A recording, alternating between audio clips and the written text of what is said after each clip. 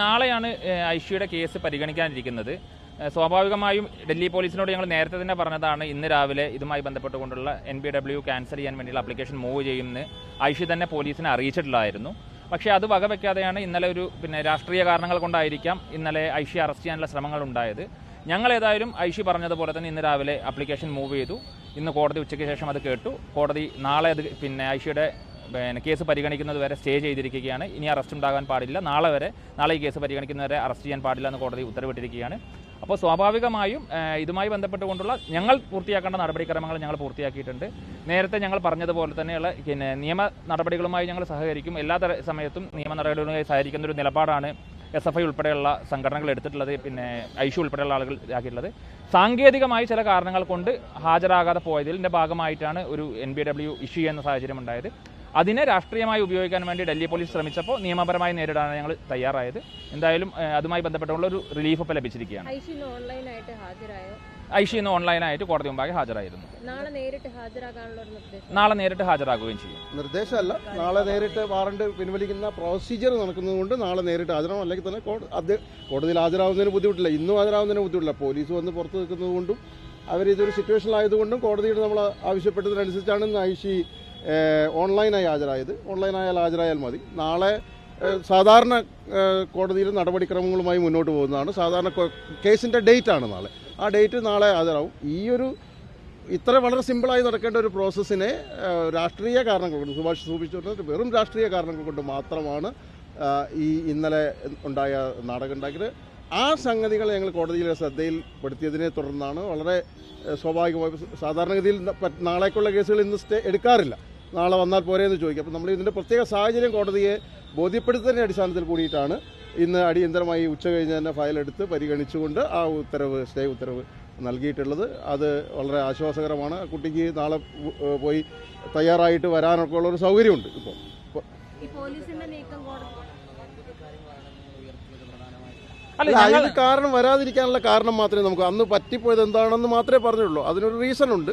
അവർ കുറേ ദിവസമായി അവർ ഡേറ്റിലൊരു മിക്സ് വന്നതാണ്. ആദ്യത്തെ നോട്ടിഫൈ ചെയ്ത ഡേറ്റ് കോടതി ഡൽഹി ഗവൺമെൻറ്റിൻ്റെ അവധി പ്രഖ്യാപിച്ചു. ഡൽഹി ഹൈക്കോടതി ഒരു നോട്ടിഫിക്കേഷൻ കൊടുക്കണം. അത് കഴിഞ്ഞിട്ടൊരു പിറ്റേ ദിവസം നോട്ട് ചെയ്യുന്ന ഡേറ്റ് അവർ പിന്നെ കുറച്ച് ദിവസം കഴിഞ്ഞപ്പോൾ അത് നോട്ട് ചെയ്ത് വെക്കുന്നതിൽ പറ്റിയൊരു ആപത്താണ്. സാധാരണഗതിയിൽ പറ്റുന്ന എല്ലാവർക്കും പറ്റുന്ന NBW ഇഷ്യൂ എന്നൊക്കെ ഒരു സ്വാഭാവികം ഇങ്ങനെ ഹാജരാകാതിരിക്കുന്ന സമയങ്ങളിൽ പലപ്പോഴും ഈ NBW ഇഷ്യൂയിലൊക്കെ സാധാരണ നടക്കുന്നതാണ്.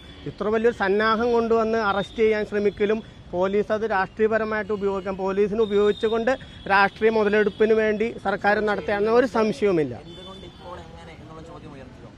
അല്ല, സ്വാഭാവികമായി ഞങ്ങൾ അത്തരം കാര്യങ്ങൾക്കൊന്നും കോടതിയിൽ പോകേണ്ട കാര്യം. ഞങ്ങൾ പറഞ്ഞത് പോലീസ് അറസ്റ്റ് ചെയ്യാൻ വേണ്ടി, കോടതി ആദ്യം പറഞ്ഞത് നാളെയാണല്ലോ ഡേറ്റ് എന്ന് പറഞ്ഞു. അപ്പോൾ സ്വാഭാവികമായും ഞങ്ങൾ ചൂണ്ടിക്കാണിച്ചത് പോലീസ് അറസ്റ്റ് ചെയ്യാൻ വേണ്ടി തയ്യാറായി ഐഷി താമസിക്കുന്ന സ്ഥലത്തിന് പുറത്തിരിക്കുകയാണ്.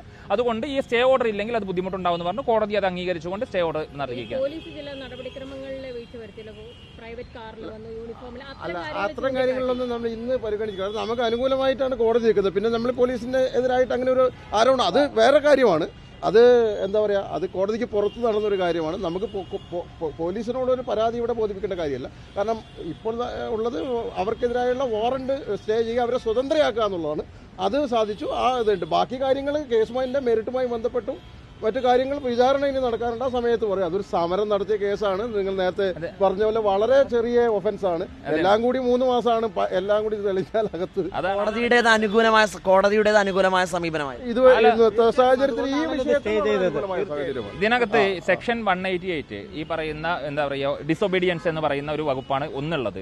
2 സെക്ഷൻ 447 ഈ പറയുന്ന ബാരിക്കേഡ് മറികടന്നു എന്നുള്ള, അല്ലെങ്കിൽ ഈ പറയുന്ന എന്താ പറയുക ഈ അവിടെ ഉണ്ടായിരുന്ന റെസ്ട്രിക്ഷൻസ് മറികടന്നു എന്നുള്ള, രണ്ടിനും കൂടി നേരത്തെ സൂചിപ്പിച്ചതുപോലെ കിട്ടാവുന്ന പരമാവധി ശിക്ഷ എന്ന് പറഞ്ഞാൽ 3 മാസത്തേന് 500 രൂപ പിഴയുമാണ്. ഇത് 200 രൂപയും. അതിൽ വേറൊരു കാര്യം, ഐഷി ഘോഷും കണ്ടാൽ അറിയാവുന്നവരുമാണ് പ്രതികൾ. വേറെ ഒരൊറ്റ പ്രതികളെയും ഇതുവരെ ഐഡന്റിഫൈ ചെയ്തിട്ടില്ല. അപ്പൊ ഐഷി ഘോഷ് അറിയപ്പെടുന്ന ഒരാളായതുകൊണ്ടും ഐഷി ഘോഷിന്റെ പേര് മാത്രമാണ് കേസിലുള്ളത്. അപ്പോൾ പിന്നെ കണ്ടാൽ അറിയാവുന്നവരെ ഇതുവരെ കണ്ടുപിടിച്ചിട്ടുമില്ല പോലീസ്. ഡൽഹി പോലീസ് കണ്ടാൽ അറിയാവുന്നവരെ അത് തന്നെയാണ് ചാർജ് ഷീറ്റ് സമർപ്പിച്ചിട്ടുള്ളത്. നമ്മൾ ഇതിലൊരു പ്രധാനപ്പെട്ട കാര്യം കൂടിയുള്ളത്, ഈ കേസ് നേരത്തെ വന്ന സമയത്ത് തന്നെ ഡൽഹി പോലീസ് CCTV വെച്ചിട്ടാണ് ഐഷു ഘോഷിനെ തിരിച്ചറിഞ്ഞത് എന്ന് പറഞ്ഞിരുന്നു. ആ ഡൽഹി പോലീസിന്റെ CCTV ഫുട്ടേജ് നമുക്ക് നൽകണമെന്നാവശ്യപ്പെട്ട് നമ്മൾ നേരത്തെ ഒരു ആപ്ലിക്കേഷൻ മൂവ് ചെയ്യുകയും ആ ആപ്ലിക്കേഷൻ കോടതി അലോ ചെയ്യുകയും ചെയ്തിരുന്നു. പക്ഷേ ഇതുവരെ ഡൽഹി പോലീസ് CCTV നമുക്ക് തന്നിട്ടുമില്ല.